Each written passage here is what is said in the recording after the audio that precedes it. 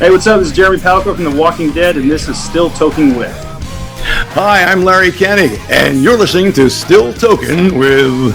What's up, everybody? It's comedian Sherwin Array, and you're listening to Still Toking With on the Dorkening Podcast Network.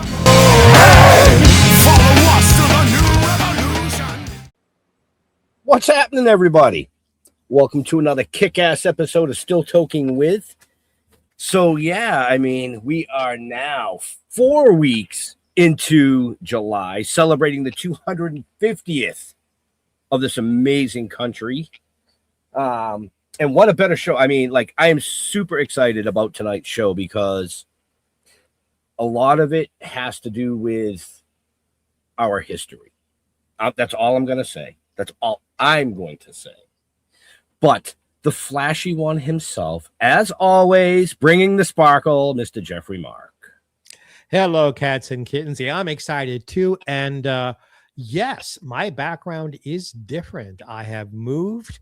I am not yet finished decorating my office. You'll have to tune in next week to see what that looks like. But I did my best to give you something pleasant to look at besides my handsome face. So, Sorry. I said it to make you laugh. It worked just perfectly. Thank you. I'm very excited about our guest. I love history, and you'll know if you're a friend of this show, we love history on this show. And since this is the month of the 250th anniversary of the founding of our country, what an exceptional guest to have on.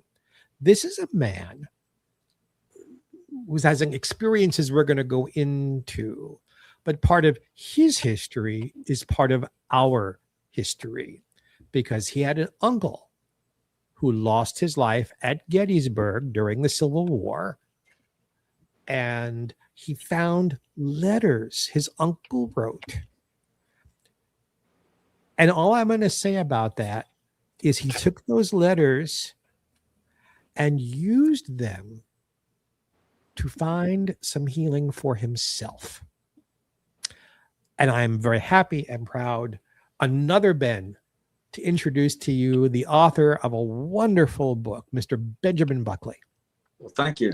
Thanks very much. That was a really good introduction, Jeff. It's nice to be here. Yeah. Well, you know, first of all, I'm going to say I already love our guest because, you know, I share a name with him. But not only do I share a name, our last names both start with B. So the kicker would be, just out of curiosity, what's your middle name start with? K. Are you fucking kidding me? No. No. No, K.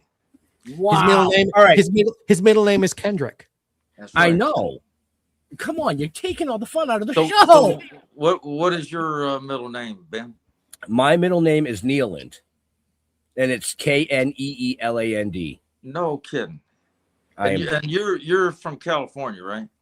No, actually, I'm from Plymouth. Jeffrey is from California. Oh, okay. Because I was born in California.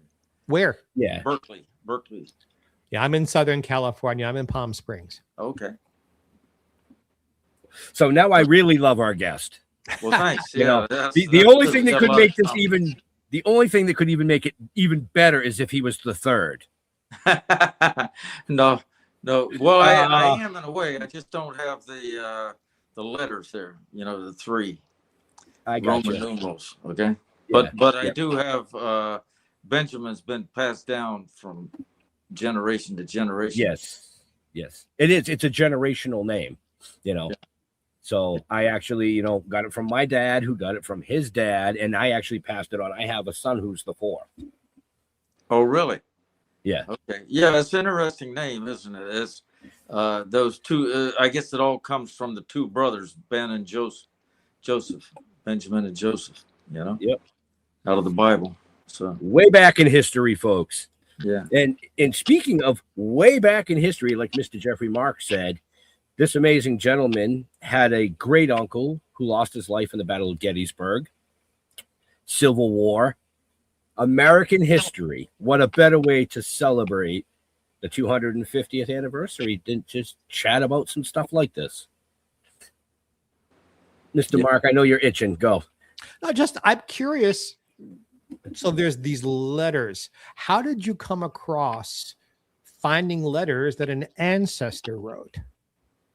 Well, I had heard stories passed down about the Civil War because my great grandfather fought in the Civil War, and the man in this book was his brother. He was about 1 year older than my great grandfather, and there was 7 men that came out of that family that all fought in the Civil War. They were from Talbot County, Georgia, and they all were Confederates. Anyway, I didn't know the letters existed. I had the little photograph of Chris. My mother had passed that down to me, and my mother's a pretty interesting person. My father too, but I wanted to write a book about what I had discovered. It was about 10 years ago. And that was about my encounter that I had no idea. I had, you don't know what you don't know. And so I was in my 60s, and I discovered that this abuser that I had that raped me when I was a young kid, about 6, he worked for the CIA. And it was all kind of a chance thing. I never knew who this man was. I always thought he was some bum. He was a bum. But what I did, once I found out who this man was, I started doing some investigating, and I thought I should write a book because not only that, my mother was involved with the CIA. I don't know what degree. Well, I'll probably never know the records. It's hard to get records from the government, Right. And anyway, I wanted to write a book about my circumstances, my mother, and the CIA, and so on. And then I got involved. I live in Harper's Ferry. I'm in Harper's Ferry right now, West Virginia, beautiful town. And I was doing some research on Harper's Ferry, and my grandfather, he was the son of Civil War veteran, and his father and 6 uncles, they all fought in the Civil War. So he was, as a young man, he liked history, and he became a history professor. And he was teaching history at the University of North Carolina. And I didn't know this, but he deeded these 52 letters to the university back in the 1930s. He had been saving them, and I found them there by accident. And I felt compelled, I just felt compelled to share these letters because it gives you a real glimpse of what was going on with a soldier, in the Civil War. Mm-hmm. He served 2 years. He signed up. He was one of the first in the family. I think he was the second in the family to sign up, and he was killed at Gettysburg. And I hear today, I hear people, there seems to be a debate about Civil War. Are we going to go into a Civil War or something? Where everybody's at odds. You see the Confederate flag flying here and there. And I thought people need to hear about this. I felt compelled to tell people about this, and also about what happened to me. I thought, I lived for so long not understanding how my life evolved. Then when I found out, I had a dilemma, but I had to tell people about it. I thought if I don't tell people about what happened to me, then I just had to do it. I had to do it. I had to talk about this and about what's going on with these secret programs and so on and so forth. I was just surprised. I didn't know what I didn't know. You know, Benjamin, can we get into that a little bit? Because I know there is this M culture thing that was going on, but I don't quite understand. How did someone get access to you to molest you? Well, I don't know. I don't know exactly, but the man that did this, he was a high-ranking official in the CIA, and I didn't know. I never. I probably never even heard of the CIA until I was a teenager, and I never gave it much thought. And I didn't even know that my family and members of my family worked with and for the CIA. I didn't know that. Well, they're not supposed to tell, I guess. Right. But they did, and so I'm sorry. You asked me about the Perpetrator. yeah, the perpetrator. You know, I started reading about the CIA. I learned about MK Ultra. I learned about Operation Paperclip. I learned about the Monarch program, and Okay. as Benjamin, I started, what are these? You're mentioning names, but like, what are they? okay, MK Ultra. I'm not certain exactly where the name came from. It may have come from the German program. After the Second World War, we captured it started with let's go back to the Project Paperclip, okay? And that is where the OSS was the precursor to the CIA. And at the end of the Second World War, American soldiers, officers, went into Germany and recruited, I think, about 1,500 German scientists, chemists, doctors. I don't know everybody in the program. And many of these people were brought back to the United States. So that was Project Paperclip. And all of the studying, as a lot of people have heard of Werner von Braun, the rocket scientist. But there was many more. There was about 1,500. And their programs and what they were working on, we took that over. Our government took over these programs.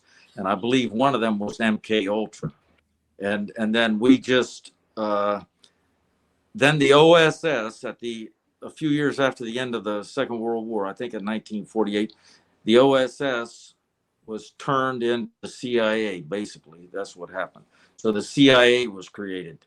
And I think in 1953, the MK Ultra program that I think was derived from the Nazi Germany was given to the CIA to do all the experimentation. And MK, I think it stands for mind control. So the idea was to get into people's minds some way. They used drugs, hypnosis, so many things. And I will tell you this, most of the records were destroyed in the 70s by they were ordered to be destroyed by the director of the CIA. That was for the MK Ultra, because he said the project wasn't working. Well, I thought that was kind of strange. But later, there was some Senator Church had some hearings, and I think it was 1977, and he investigated into the MK Ultra and some of the other mind control programs, and they found some records. Not as many as were destroyed. I think, let's say, just a small percentage of the records they found. Anyway, it's a very complex web of what the CIA was doing at the time. They were experimenting on American citizens or people in the United States. They were experimenting, to my knowledge, with people overseas, and they had no boundaries. Okay, so they were using sex, drugs. Okay, so you're answering the question I was about to ask. Do you believe the person who I hope is frying in hell someplace who did this to you, it was done as part of this experimentation, or was this just some guy who was a perv who liked children? Well, I don't know. I don't know. The man is dead. He was in the Second World War, and he had a PhD, I believe. Anyway, his organization was doing things, from what I understand, to children and adults without their knowledge or consent, doing experiments to see if they could control the mind of people. Now, maybe he learned this stuff where he worked, because the CIA was given the task of handling the MK Ultra program. So he could have learned this there, and then he was out on his own doing these things. I don't know. Maybe it was part of the CIA. I don't know. I have no idea. I don't think anybody would ever tell me. I don't think I'll find that answer out, frankly. Did your family, parents know that this happened to you? No, because it was. Let me say this: there was no physical violence, only threats of violence. That's it. The threat of murder, and you can read the book, but he threatened to cut off my penis. Okay, and kill me and kill my parents if I ever said anything about this. I never saw the man after that one day ever. But he probably knew my mother and father. My father went to the same university as this man. And my mother worked with Nazi scientists, at least one. And I think my mother had a top secret clearance. Okay. And she would have been in the files. They would have known. They wouldn't have placed a Nazi scientist working with my mother without understanding who my mother was. You see? Yes. Right. Yeah. Right. So the man that did this to me could have been the man that was like a handler for the Nazi that my mother was working with, and he would have known. They just didn't bring over these Nazis and let them loose all over the country. I imagine every one of the Nazis that they brought over from that the CIA had a handler. So I don't know how many handlers there would be, but if you take 1,500 scientists and engineers, doctors, every one of them may have had an individual handler, or maybe a handler handled a bunch of them. They had to keep track of them and know where they're at in this country and know who they're working with and what they're doing, everything about them. They kept an eye on them. I guarantee you that. I'm sure they did. On this. Huh? What's that? I said, I'm sure they did keep an eye on them. I mean, from what we know from other guests that we've talked to with the CIA and stuff like that, people of that caliber are usually kept in a box. Not really a box, folks, but we call it a box. It's like it could be a compound where they're allowed to move freely, but they're not out in the general populace. Right. And I, could you imagine if so my mother was an engineer, mathematician, and she worked at that time, she worked on a lot of different projects. She had top secret clearance, but she worked at the David Taylor Model Basin. And I don't know if they still call it the David Taylor Model Basin, but it's in Maryland, just a little west up the Potomac River from Washington, D.C. And that's where that one Nazi, I call him a Nazi, German scientist worked with her. And I'm sure that everyone that worked with that German scientist was on the list with the CIA. I don't see why they wouldn't do that. I don't think they would let them loose. We talked off camera, folks, before the show started, and I told Benjamin that I also was molested as a child. I think our friends out there would want to ask you, putting the CIA aside for just a moment, how did you handle, I can speak to how being the victim there affected my life once I hit puberty and became, a young man. Was this something that colored your personal life, or was this something that you sort of just buried and went on with your life? I didn't bury it. I did. You have to go on with your life. I'm sure you realize that, Jeff. But it's interesting you say that, because something like that at any age, I think, makes a deep wound. Yes. And it's not it's a spiritual mental wound.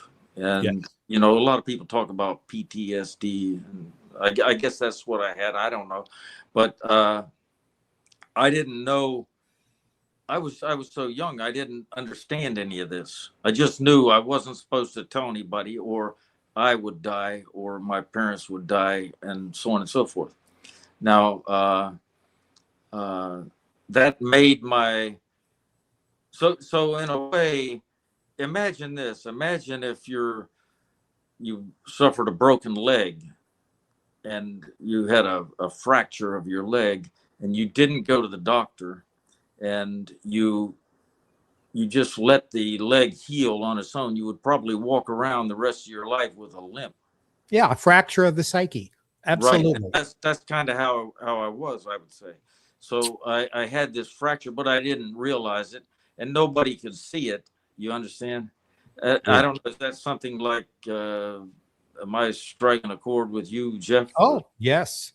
My circumstance was different in that I knew who my perpetrator was my father and his father and other people from my father's family. It didn't change who I was sexually, but it sure changed my confidence in myself as a man.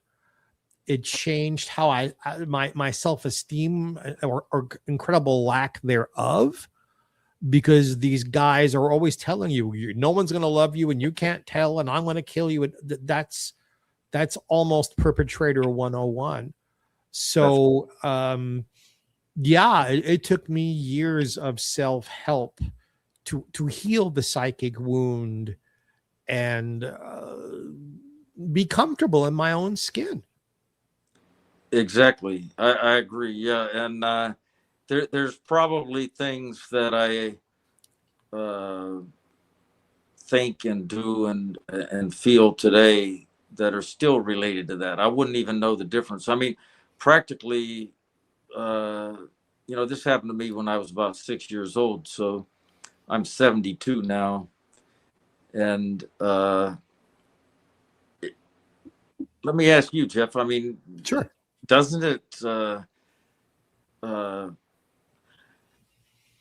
don't know any other life. This is the life that I know, of what happened, and I'm glad that I got away from this guy, and I'm glad that I've worked this out, and I had to write this book and talk about it, but it's difficult to know just how deep and how much this affects you. Does that make sense, Jeff? Because when we carry secrets, it affects everything. It affects Mhm. everything, Everything, yeah. including, and if you're not comfortable talking about sex stuff, I'll talk about it, including the idea that it was okay for me to enjoy sex, that I wasn't just there for someone else's pleasure. I Right. was 30 or something before I went, wait a minute, I'm half of the equation here. I'm supposed to have fun. Yeah, that's right. That's right. And that just because those things happened didn't make me any less of a man or any less worthy. And keeping the secret wasn't my idea, and it wasn't my fault. And in my case, I think there were people who knew what was going on and chose to look the other way. So I also have, still to this day, major trust issues with people, because Right. your folks, your family are supposed to be the people you trust the most. Of When course. they fail you in some fashion, who do you trust? And your folks and Right. your family are supposed to love you. Well, if they don't really love you, well, who's going to love you? Exactly. That's what I had to work out for myself. Their failures are not my fault, and I am absolutely worthy of being loved, and I deserve to have fun in the bedroom with whomever I choose to be, and that none of this is my fault. I didn't bring it on. This happened, and thank God I got help, and I am the I won't even make jokes. I am the no. No, This right. is And too important. I am the healed right. person with a lovely life and good friends and lots of love in my life, because I didn't keep the secret. Right. right. It was good to release this with me too. And I'll add something else. So what this, it was a very um, life-changing event, but I didn't realize that when I was a child. And one thing that I did was, looking back, I had a lot of I didn't want to be associated with my parents, and I had a lot of issues with my parents. Yeah. And looking back, I think that was a protective thing. I didn't. What child wants their parents to be killed?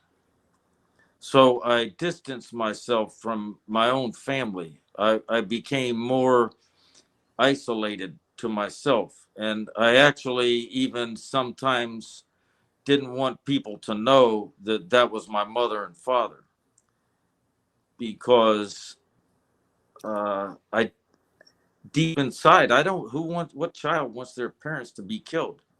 Right. And so by disassociating from my parents, I felt a little safer, because in a way it it you don't want people to know who your parents are, because I didn't know who these people were that want to kill them. And if I say, well, that's not my parents, then they're not going to kill them. You understand? Yes. Right. Yeah. So, folks, the book is called Remember Me: How Letters from My Civil War Uncle Helped Me Confront My Childhood CIA Attacker. So the first part of the show, we've been talking about the things that transpired, the attacks, these programs and things like that. But I do want to say, if you're interested in the book, check the show notes up above, down below, depending on where you're watching or listening to us. All the links are there. But also in our show notes are multiple help lines for various things, including abuse. Because I can tell you right now, the two gentlemen up here that are speaking about this are not the only two in this world. No. We've had other guests on that have come forward with it. there's people out there that'll listen, and as they both have said, bringing it to the surface, talking about it, and getting it out in the open is one step in healing.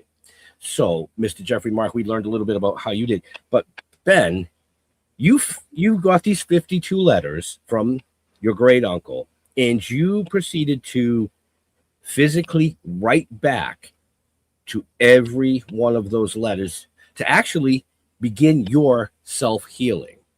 Can you kind of take us through a little bit of that and why it helped you?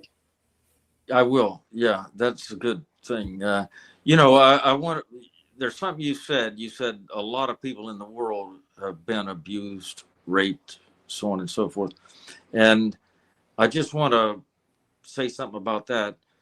I read after when I started learning about all this that an abuser, the average amount of victims is something like 20 something. I didn't, that sounds crazy, doesn't it? I mean, No, not at all. yeah. So this man that got me, he may have had, I would think he would have some other victims out there, but a lot of people are frightened to, they're still frightened to come forward. And that's why there's not, and that's why people should come forward, So, and that's a good point. And I'm glad you have those lines. You say you have some lines here people can call. So the letters, what happened, I found the letters at the University of North Carolina, and there was no answers. They were the letters that Chris Kendrick wrote, and he served in the front line. He was part of the Army of Northern Virginia. And his unit served on the front line. But no, I didn't have the letters that were written back to him. I don't know where those letters are. Maybe one of my relatives, maybe somebody else has the letters. I don't know. All I had was the 52 letters that he sent home. Mm-hmm. So I thought, well, I've got to publish these letters. We got to put these letters out there. And I want to tell, and I was already wanting to tell this story, what happened to me. So I thought, I'll answer the letters since we don't have the answers. And so each letter that he wrote home, I answer it to him. And then I tell my story in these return letters. Okay. So there's I guess there's 52 letters from me, you see? Right. Okay. And so did you tell Uncle Chris what happened to you? That's right. Yes. That's it. Yes. And he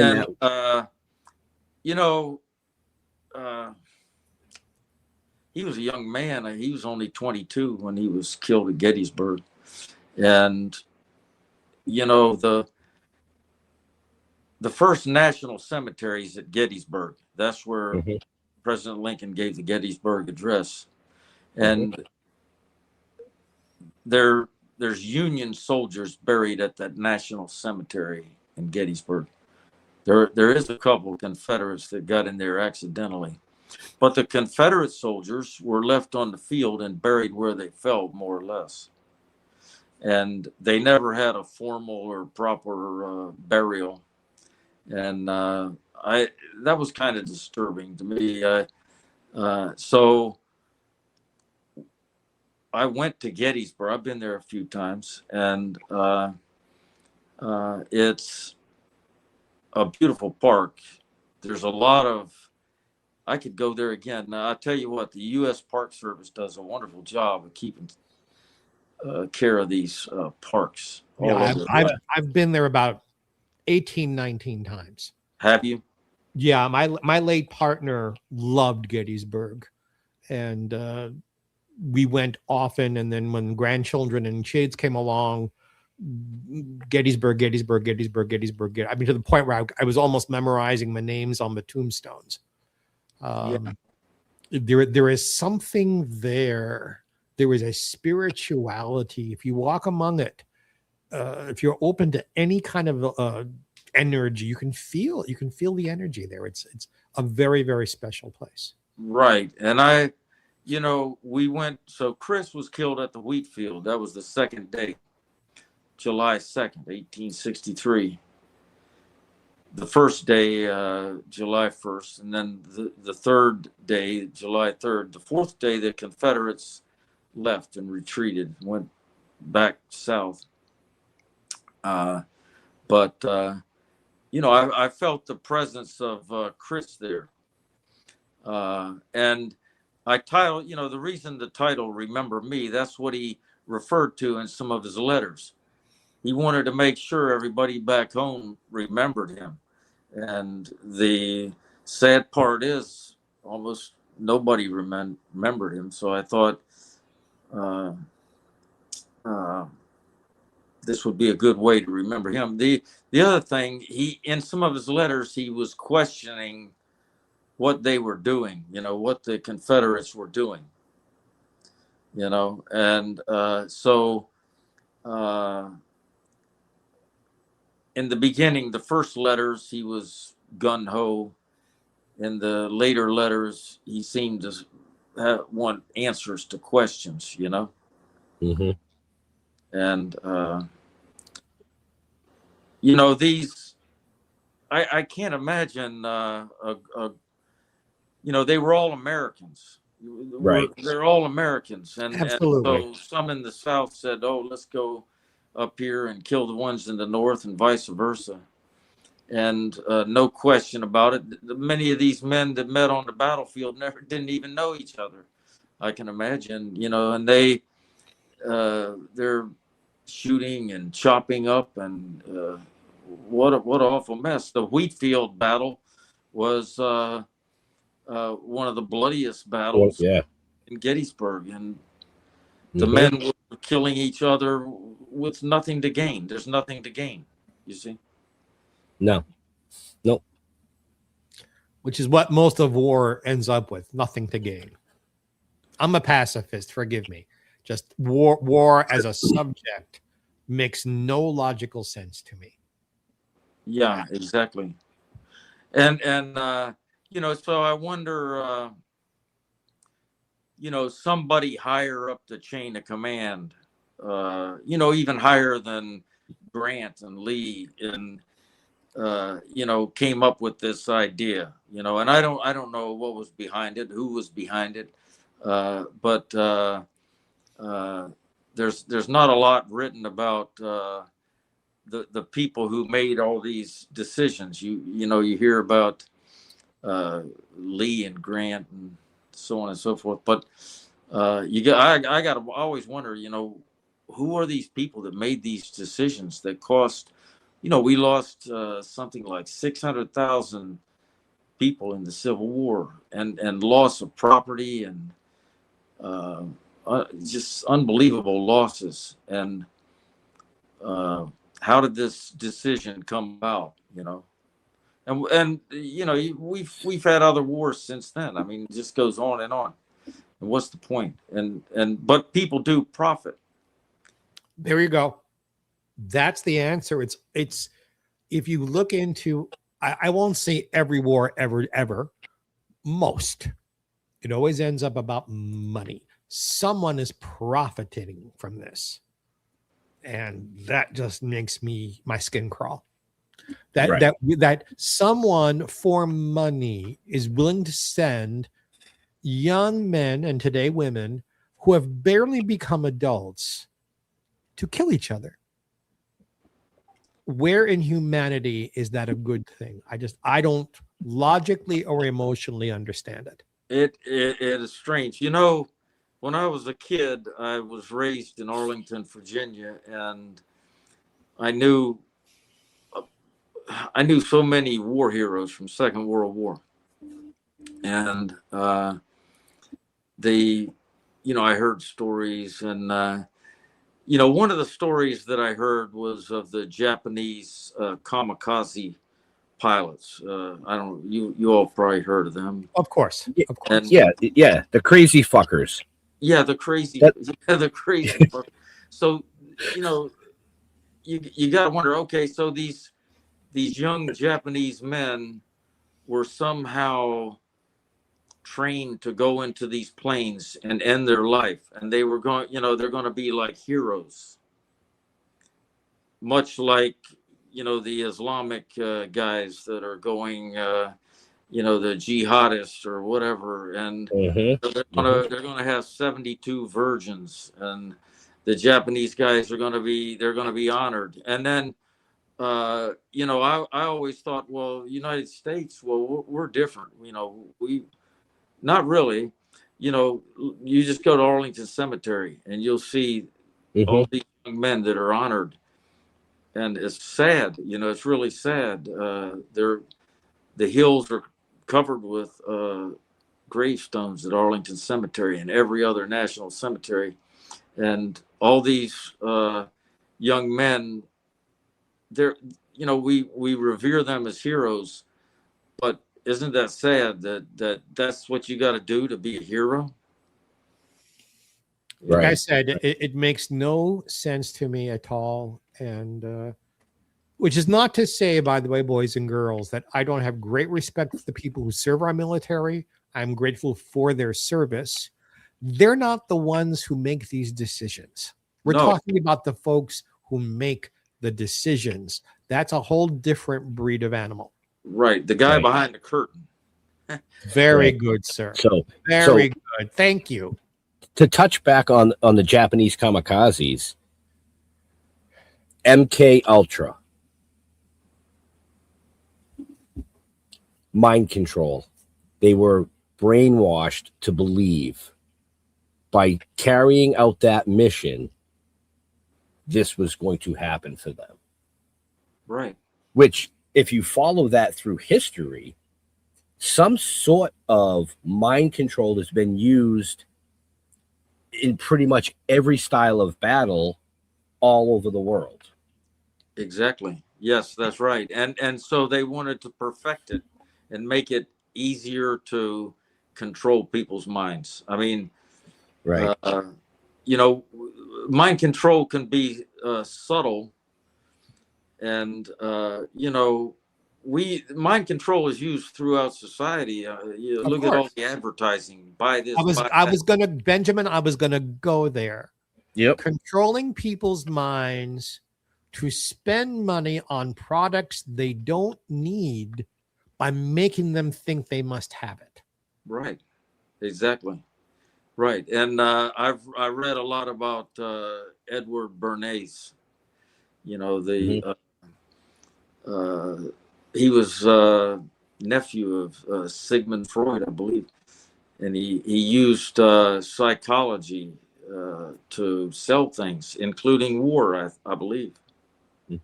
Yeah. One of the things I learned in a class in college, which shocked me, first of all, that it was a female doctor professor speaking this, but also the concept. She said, look at any advertisement for, and I won't use the name of the product because I don't want us to get a cola drink product.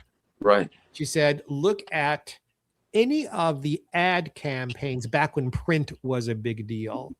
If you look very carefully, they have subtly insinuated in the ice men and women having sex.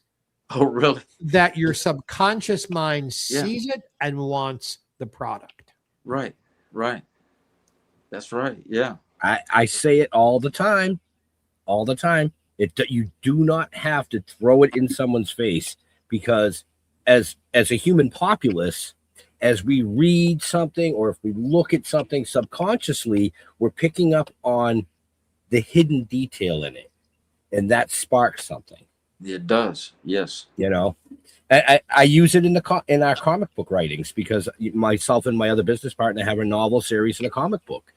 We use companies to fund that, and subconsciously, as you read through it, on the T-shirt is a company. That's right. Or on the building is a company. Exactly. Or a product. Right. It's called product placement. Yes. Product. Yep. Exactly. Product placement. You're watching your favorite TV show, and they pick up a can of cola. Right. Oh, well, he's drinking it, so I've got to have it.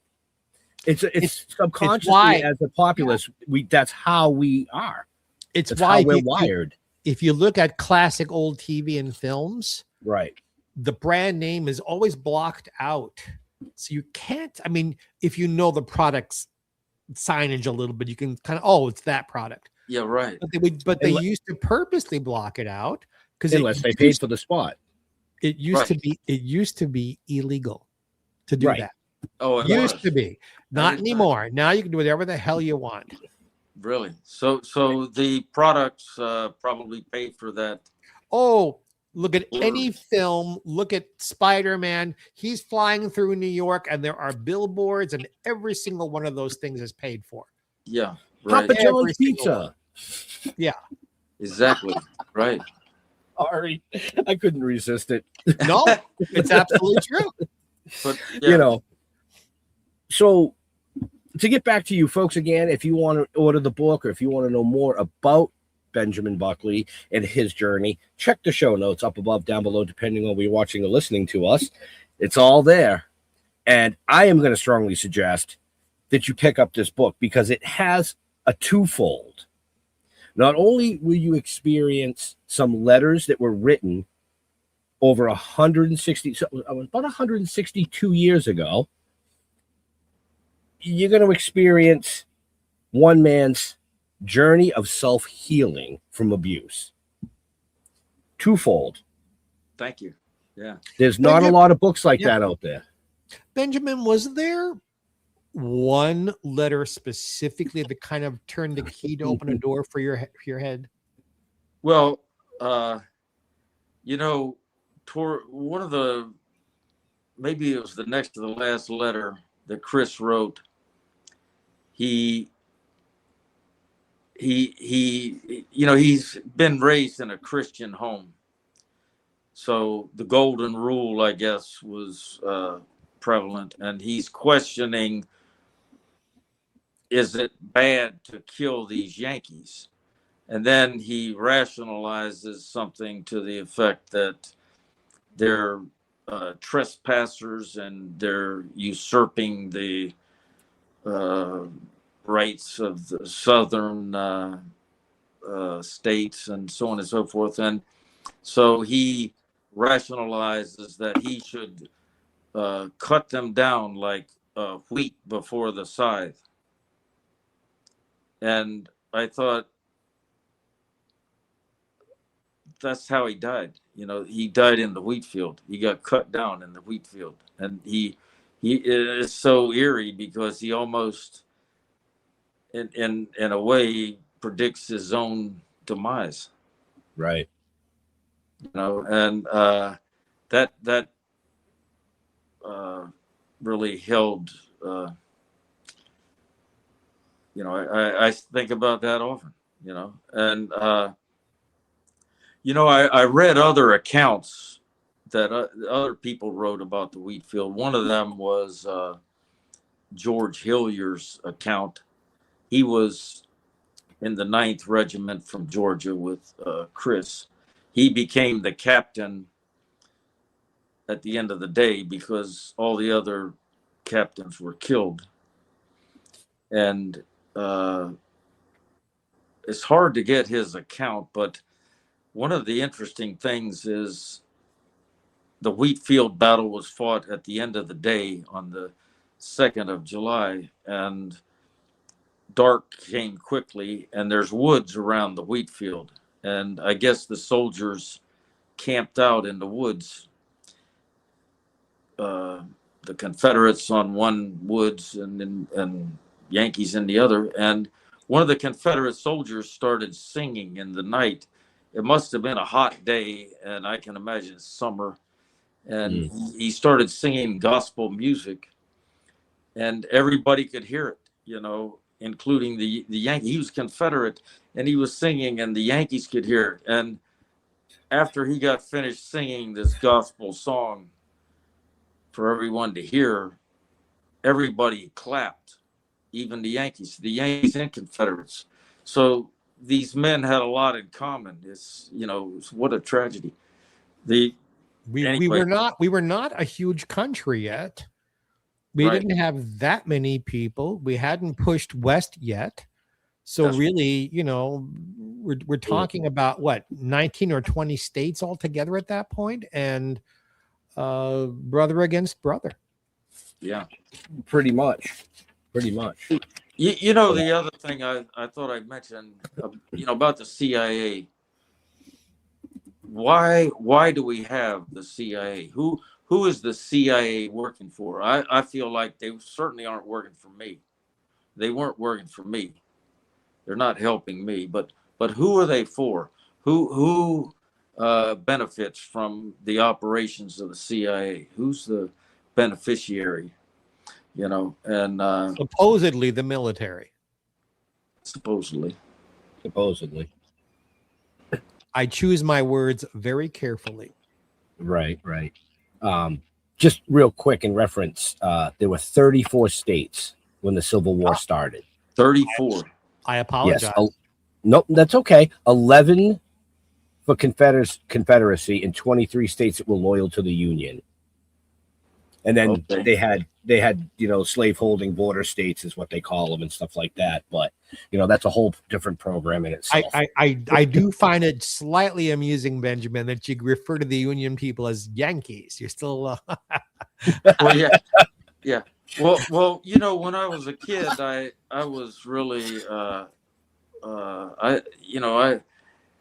I studied the Civil War. I thought it was a great thing and all this, but I was just a kid, and what a tragedy. I spent 7 years of my life living outside of Baltimore in Maryland, in Baltimore County, little nothing town called Randallstown. Okay. But surrounded by Civil War stuff. Mhm. And what, even in the 1960s and early 70s, the prevailing angers and mixed emotions of people, because Maryland was kind of like right in the center of around all of that. Well, Maryland was a slave state, but they Yeah. didn't secede, and so was Delaware. Right. Yeah. But there were so many people still 100 years later conflicted about it. Some very staunch Confederate people, some very staunch Union people, and a lot of people like in the middle, not knowing what to believe or how to relate to all the history that was jammed down our throats in school about this. It's why I know so much about it, because I don't know very many other places where the Civil War was taught so intensely because of Maryland's strategicness and close to Washington, D.C. and on the border and half this and half that. Well, one of the big battles was fought there, Sharpsburg and Antietam. Absolutely. I was going to say that. Antietam, absolutely. I've been there. Yep. Yeah. It's why I was in Gettysburg so often, because that's where I was living. Right. Yeah. And it's Well, why that's- I've been in Harper's Ferry, because that's where I was living and I've entertained in Harper's Ferry. Right. And, I ran into a man just a couple years ago. He called John Brown a terrorist, and in a way that may have been part of the start of the Civil War, John Brown's raid on Harper's Ferry. Yeah. Yeah. And you could say he's a terrorist, but on the other hand, people that own people, slave masters, would be terrorists too, by that definition, I'd say. By that definition. Yeah. But I will go on camera. I am against any form of slavery, and I think Jeff thinks slavery was like one of the most wrong things we've ever had in human history. Of course. Oh yeah, and it didn't start here. No, that's the thing. You can go back through the sands of time, and there was always some form of slavery. But what it did to this country is make this country what it is today. A lot better. It's not perfect, not by any stretch of the imagination is this country perfect. But with every generation, you can see it slowly getting better and better and better, because at the end of the day, We all fucking bleed red. It's that right. simple. I don't give a shit what color your skin is. That's how I was raised. You know, it doesn't matter. And you know, you said red blood, and in the book I mentioned something. War is nothing but red blood and red ink. That's it. Yeah, Red sky at morning. right. I mean, it's that simple. We are getting close to time with our guest folks, so you know, I just want to throw Mr. Mark. Do you have a last question that you would like to ask our guest? If you come across another human being who was molested as a child, and you have the chance to say something that might help them, what would you say? Well, you said it before. It's not your fault. I think that's important, but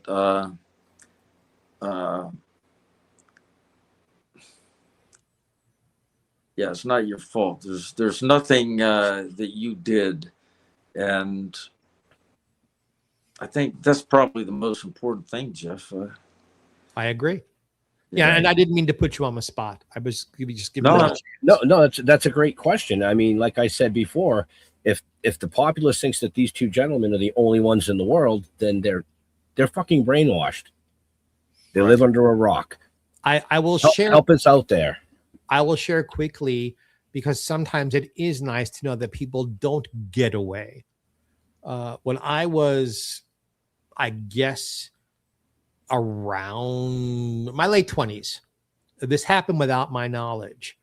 My father molested the wrong child, and the child's father and uncles, from what my mother told me, found my father and beat him to within an inch of his life. And when she finally told me that about 10 years later, unfortunately, my answer was, cool. yeah, Sometimes karma is beautiful. right, Karma will always come back to bite you in the ass. right. And no pun intended by that. No. I really only have one last question for our guest, and it's only because I've been eyeballing it through the whole show. After I told Mr. Mark, don't worry, if somebody's looking behind you, they're not watching the show. there is a picture over your right shoulder hanging on your wall. Yep. Yeah. From here, it looks like it has maybe some trees. It almost looks like a house, like a hand sketch. It is. It's Williamsburg. It's Oh, yeah. That's a beautiful town right there. it sure is. Yeah. Yeah, So that's I think that's the governor's palace. I can see it over your shoulder, and through the show, my eyes go to it. And I'm like, wow, that is really cool. I like art and mostly hand sketched style stuff. Now that you've identified it, I can see it. Yes. Yeah. Right. Yeah, Right. That is really cool. That is really cool. Everybody should go there once. I agree. Great place. Yeah. No, absolutely. And Harper's Ferry. I think all these places of American history, Yep. if one has the time and the money and the ability, we should visit these places. Maybe not to necessarily honor all of them, but to take in the history. Take it in, absorb it, and know That's it, right. and see it, that it's Right. real, it happened, and I think it's good for the soul. Right. And I really, especially Harper's Ferry, I think it's one of the most important small towns historically in our country. I agree. Maybe the most. And it has, you wouldn't believe, people come from around the world to go to Harper's Ferry. I see them every week. I believe you. Their languages when they're walking around. Right. I'm curious. I mean, is Harper's Ferry today much like it was 50 years ago? It is. The lower town is all owned by the national park, and all the buildings have been restored, and just like it was when John Brown's raid took place.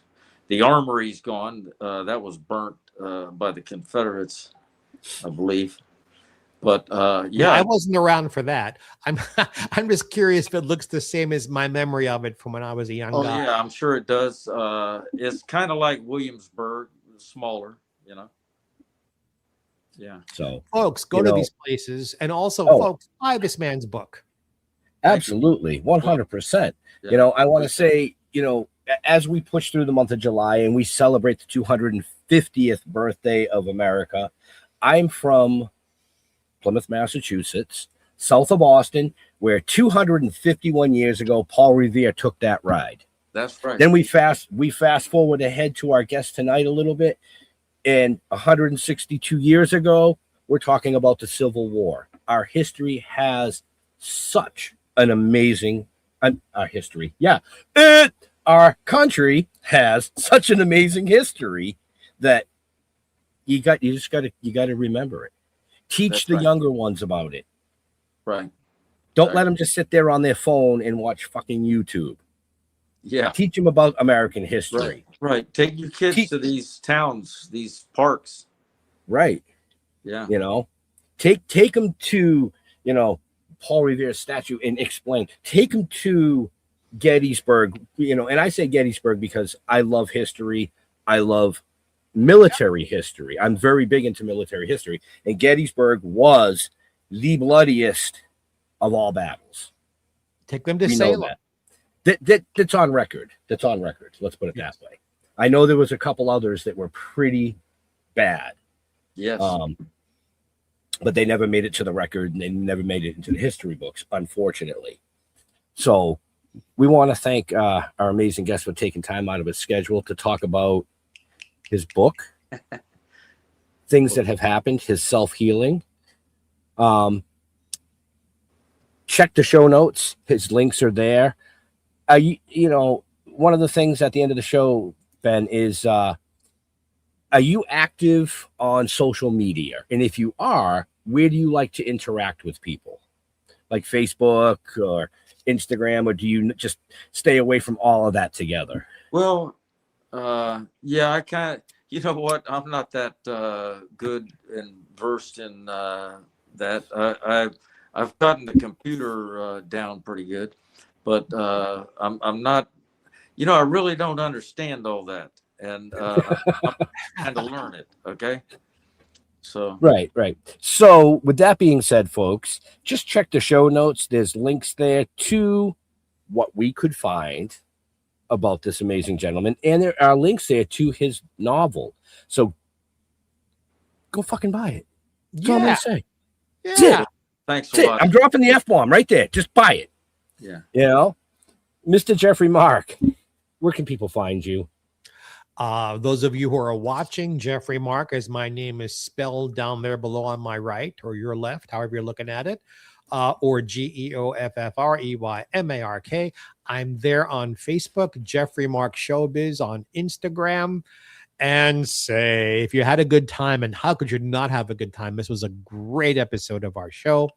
Ben and I do another show together. It is a music show. My hat keeps falling off my head, called GPE. Jeffrey Mark Plays Ella. And every Sunday we release an episode where I play Ella Fitzgerald's music on a theme and give you insider stories about the music and the songs and the albums. And of course, Miss Ella, and Ben is my wonderful producer for that. So if you like this, go look at that. It's available on all the same channels and platforms and networks, wherever you're getting this. And we are all around the world. You can get that as well. Well, that's great. Thanks a lot. Thank you. So, like Jeffrey Mark said, you know, what he said, you know, I want to say, because now I am looking behind people. I'm wondering if the Emmy would look better if you turned her towards the camera. Emmy has a broken wing. That's why, that's why she's facing the way she's facing.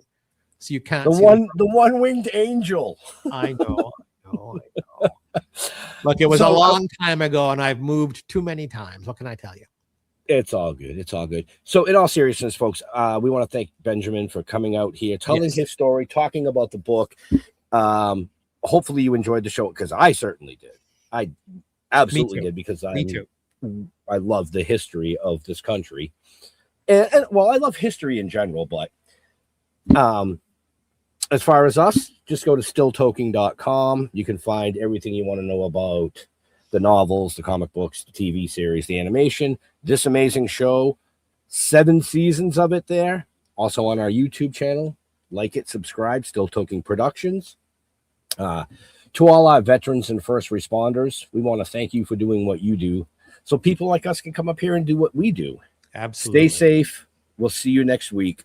We're out of here. God bless and have a happy. Thank you, guys.